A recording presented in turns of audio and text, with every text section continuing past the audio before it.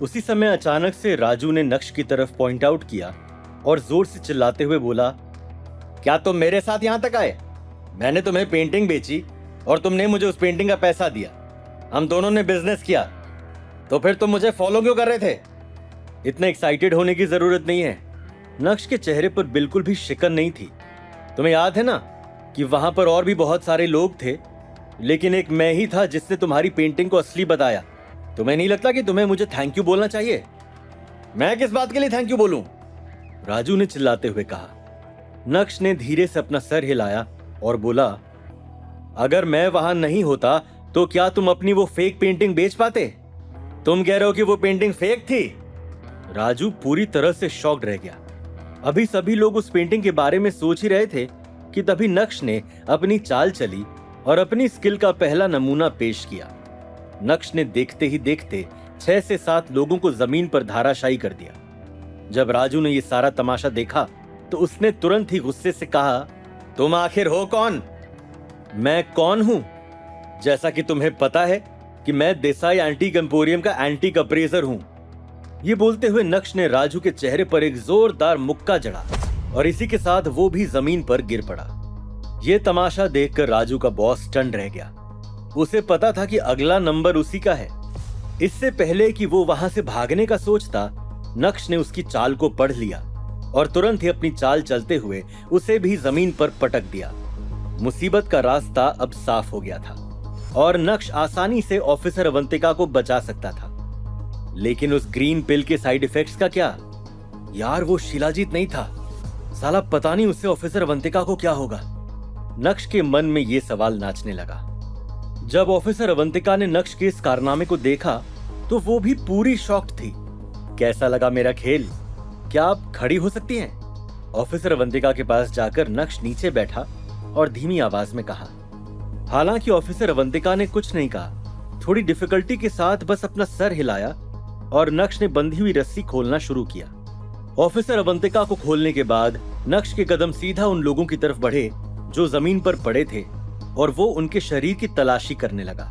जब नक्श ने राजू के बॉस की तलाशी ली तो उसकी जेब से नक्श को 2 बड़े बड़े मैप्स मिले। उन मैप्स को देखकर नक्श समझ गया था कि ये लोग इन मैप्स के जरिए एंटीक ट्रेजर्स को खोजते हैं। उसने उन दोनों मैप्स को अपनी जेब में डाला और फिर से तलाशी करने लगा। इस बार नक्श को उसकी जेब से एक सफेद बोतल मिली जिसमें खूब सारी पिल्स थी। ये एंटीडोट हो सकता है ना? ये बोलते हुए नक्श ऑफिसर अवंतिका के पास गया। लेकिन मैं ये एंटीडोट कैसे लूं? ऑफिसर अवंतिका ने कहा। कैसे लूं? क्या कैसे लूं? ये तो तुम्हें लेना ही पड़ेगा, वरना पता नहीं उस ग्रीन पिल के क्या क्या साइड इफेक्ट्स शुरू हो जाएंगे। नक्श ने कहा। एक सफेद और एक काली। ऑफिसर अवंतिका कंफ्यूज नजर आ रही थी। हालांकि वो मसल सॉफ्ट टिश्यू वाली पिल पॉइजनस नहीं है, लेकिन वो 24 घंटे के अंदर इंसान को कमजोर, बहुत कमजोर बना देती है। अगर मैंने एंटीडोट लिया भी तो भी उसका असर 2 घंटे बाद शुरू होगा। और क्या मैं तब तक यहाँ ये सब झेल पाऊंगी? जब नक्श ने ये सुना तो वो स्टन रह गया। मन ही मन उसने सोचा, ये है कौन? पुलिस ऑफिसर है या फिर दवाइयों की रानी? इसे ये सब कैसे पता? मसल सॉफ्ट टिश्यू वाली पिल के बारे में भी जानती है। तुम्हारे पास तुम्हारा फोन है ना? ऑफिसर अवंतिका ने नक्श से पूछा। मैं अभी पुलिस को कॉल करता हूं। जल्दी से नक्श ने अपना फोन बाहर निकालते हुए कहा। वो लोग आधे घंटे में यहां पहुंच जाएंगे। कॉल कट करने के बाद नक्श ने कहा और देखा कि अनिका ने उसे एक मैसेज किया है।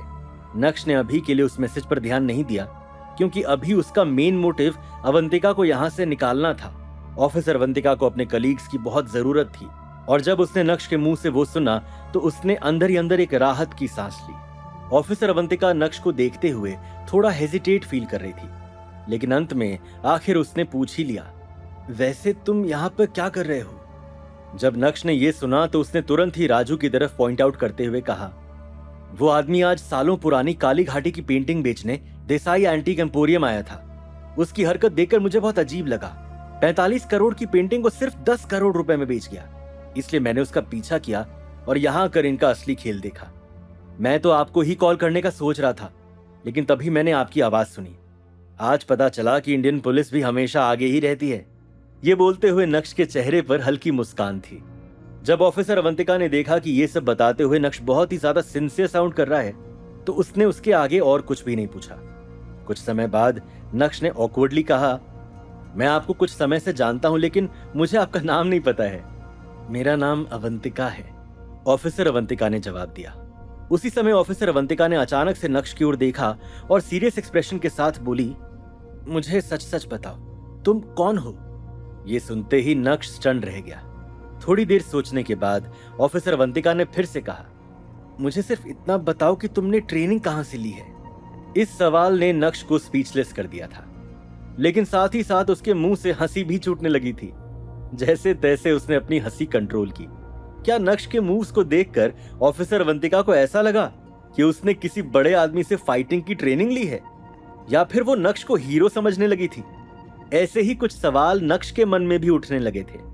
और थोड़ी देर सोचने के बाद नक्श ने फीकी मुस्कान के साथ कहा, ऑफिसर अवंतिका, मुझे लगता है कि आपको कोई गलतफहमी हो गई है। मैं गलती नहीं कर सकती, ऑफिसर अवंतिका ने सीरियस होते हुए कहा। जब तुम इन लोगों के साथ फाइट कर रहे थे तब तुम बहुत ही एफर्टलेस नजर आ रहे थे, लेकिन तुम्हारे मूव्स का इम्पैक्ट इतना पावरफुल था। वो मूव्स काफी प्रोफेशनल थे। अगर तुमने किसी से ट्रेनिंग नहीं ली है तो तुम एक ही झटके में इतने सारे लोगों का मुकाबला कैसे कर पाए? नक्श ने धीरे से अपनी नाक रगड़ी और एम्बैरेस्ड फील करते हुए बोला, ऑफिसर अवंतिका, मुझे लगता है कि आप काफी एक्शन शोज देखती हैं। जैसा आप सोच रही हैं वैसा कुछ भी नहीं है। तुम मेरे सामने ये सब नाटक नहीं कर सकते। ऑफिसर अवंतिका की टोन बहुत ही ज्यादा कड़क थी। तुम्हारे मूव्स और उनकी टेक्निक देखकर मुझे साफ समझ में आता है कि तुमने किसी से ये सब सीखा है। बस मुझे इतना जानना है कि कहीं तुमने मिलिट्री ट्रेनिंग तो नहीं ली है, या फिर तुम कोई एक्स आर्मी मैन? इससे पहले कि ऑफिसर अवंतिका अपनी पूरी बात कह पाती, तुरंत ही नक्श ने उसे बीच में टोकते हुए कहा, मैडम आप बहुत दूर जा रही हैं और आपको बड़ी वाली गलतफहमी हो गई है। हाँ, बचपन के दिनों में मैंने कराटे क्लासेस ज्वाइन की थी, लेकिन वो तो मैं भूल भी गया हूँ। अभी तो मैं बस आंख बंद करके अपने हाथ चलाता हूँ। मुझे नहीं पता कि मेरे मूव्स इतने परफेक्ट होंगे कि आप मुझे कहां से कहां पहुंचा देंगी। ये बोलते हुए नक्श के चेहरे पर मुस्कान आ गई थी। जब ऑफिसर अवंतिका ने यह सब सुना तो वो पूरी तरह से चौंक गई थी, जैसे मानो उसे अभी भी नक्श की बात पर भरोसा ना हो। क्या मुझसे कोई गलती तो नहीं हो गई? ऑफिसर अवंतिका ने धीमी आवाज में बड़बड़ाते हुए कहा। ऑफिसर अवंतिका के मुंह से जब नक्श ने यह सुना तो वो कुछ ज्यादा ही क्यूरियस हो गया। ऑफिसर अवंतिका, अभी आपने जो कहा उससे आपका कहने का क्या मतलब है? पजल्ड होते हुए नक्श ने पूछा। क्यों? अब तुम्हें क्या हुआ? तुम्हें तो कुछ आता ही नहीं है ना, तुम्हें तो कुछ पता भी नहीं है। लेकिन मुझे बहुत अच्छे से पता है कि तुमने ट्रेनिंग कहां ली है। पुलिस वाले से कोई भी चीज छुपाए नहीं छुपती है। ये बोलते हुए ऑफिसर अवंतिका नक्श को घूरने लगी थी। यहां मैं अनिका से प्यार पाने की ट्रेनिंग के लिए तरस रहा हूं और इन मैडम ने मुझे मिलिट्री वाला और आर्मी वाला बना दिया। वाह रे कुदरत, तेरा करिश्मा। शिलाजीत खाने से मुझे फायदा ही फायदा हो रहा है। कार्तिक को स्पेशल थैंक्स कहना पड़ेगा। मन ही मन नक्श सोचने लगा। पूरे 5 मिनट तक नक्श को घूरने के बाद ऑफिसर अवंतिका ने गहरी सांस लेते हुए कहा, सच कहूं तो वाकई में तुम्हारे मूव्स किसी मिलिट्री या आर्मी मैन से कम नहीं है। पर अगर तुम कह रहे हो कि तुमने ट्रेनिंग नहीं ली है तो ठीक है, लेकिन क्या तुम किसी स्पेशल टास्क फोर्स से तो नहीं? रॉ एजेंट, पहचान बदल के रहना टाइप्स? एक बार फिर से ऑफिसर अवंतिका के चेहरे पर कंफ्यूजन दिखने लगा था। अरे नहीं मैडम, मैं एक सीधा साधा इंसान हूं जो देसाई एंटीक एम्पोरियम में एंटीक अप्रेजर का काम करता है। ये बोलने के बाद नक्श के चेहरे पर मुस्कान आ गई थी।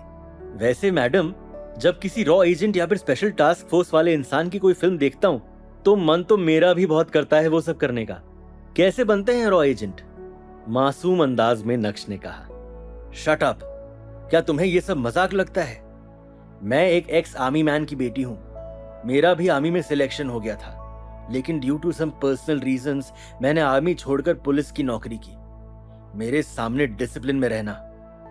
ऑफिसर अवंतिका की कड़क बात सुनकर नक्श अटेंशन की पोजीशन में खड़ा हो गया था, जिसे देखकर अवंतिका के चेहरे पर मुस्कान आ गई थी। थोड़ा हेजिटेशन फील करने के बाद अवंतिका ने फिर से अपना मुंह खोलते हुए कहा, वैसे तो मुझे तुमसे पूछना नहीं चाहिए, लेकिन आउट ऑफ क्यूरियोसिटी मैं ये जानना चाहती हूँ कि जावेरी खानदान तुम्हारी रिस्पेक्ट क्यों नहीं करता है? तुम तो उस खानदान के दामाद हो। लेकिन उस दिन कल्याणी मैडम ने कहा कि उनका तुमसे कोई रिश्ता नहीं है। ये बोलते हुए अवंतिका ने नक्श के चेहरे पर आए बदलाव को नोटिस किया और फिर से बोली, देखो अगर तुम कुछ शेयर नहीं करना चाहते हो तो इट्स कंप्लीटली ओके। ये तुम्हारी पर्सनल लाइफ है और मुझे ये सब पूछने का हक भी नहीं है। I am sorry. Avantika madam, ऐसा कुछ भी नहीं है, बस आप यही समझिए कि जौहरी को हीरे की परख नहीं है, नक्श ने मुस्कुराते हुए कहा। अवंतिका मैडम नहीं, ओनली अवंतिका। अभी ऑफिसर अवंतिका नक्श से फ्रेंडली होने की कोशिश कर रही थी कि तभी अचानक से सायरन की आवाज आई। नक्श ने मुड़कर देखा तो 5 से 6 पुलिस की कार्स उनकी तरफ ही बढ़ते हुए आ रही थी। चलो, आपके कलीग्स आ गए तो मैं निकलता हूं, ध्यान रखिएगा। ये बोलते हुए नक्श ने अपने शरीर से मिट्टी झाड़ने की कोशिश की, लेकिन असल में उसके शरीर पर कोई मिट्टी थी ही नहीं। नहीं, रुको। ऑफिसर अवंतिका ने पूरी ताकत लगाते हुए चेयर से उठने की कोशिश की, लेकिन अंत में वो कामयाब नहीं हो पाई और गहरी सांस लेते हुए फिर से उस कुर्सी पर बैठ गई। अब आप सेफ हैं और आपने खुदाई चोरों को भी पकड़ लिया है। शहर वालों के लिए एक और कंट्रीब्यूशन। क्या बात है, अब आपको मुझसे और क्या चाहिए? स्टेटमेंट? नक्श ने कंफ्यूज होते हुए पूछा। मैं तुमसे स्टेटमेंट रिकॉर्ड करने के लिए नहीं कह रही हूं, बस इतना पूछ रही हूं कि क्या तुम मुझे घर छोड़ सकते हो? ऑफिसर अवंतिका को बोलने में भी बहुत तकलीफ हो रही थी।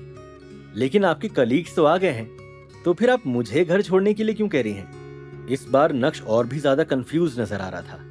हाँ, आ गए हैं तो आने दो, लेकिन क्या तुम मेरी रिक्वेस्ट एक्सेप्ट कर सकते हो? ये बोलते हुए ऑफिसर अवंतिका के दोनों गाल टमाटर की तरह लाल पड़ गए थे। क्या नक्श ऑफिसर अवंतिका की रिक्वेस्ट एक्सेप्ट करेगा? क्या इस कहानी में कोई लव ट्रायंगल नजर आने वाला है? अनिका ने नक्श को क्या मैसेज किया था? क्या कोई बड़ा धमाल होने वाला है? जानने के लिए देखिए अगला एपिसोड सिर्फ पॉकेट एफएम के यूट्यूब चैनल पर, और इंस्टा एम्पायर के सारे एपिसोड सुनने के लिए डिस्क्रिप्शन में दी गई लिंक से डाउनलोड कीजिए पॉकेट एफएम ऐप।